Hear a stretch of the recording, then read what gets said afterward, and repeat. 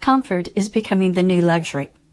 Luxury used to mean huge homes, formal rooms, and as much square footage as possible.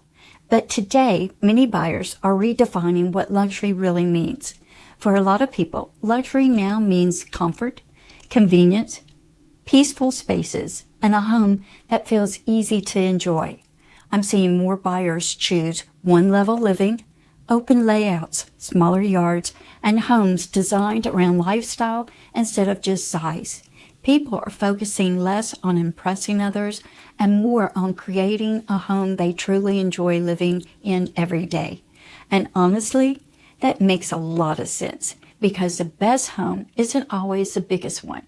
It's the one that supports the way you want to live now. I'm Lori Walker, and when it's time to find that home that fits your lifestyle, I'm here to help.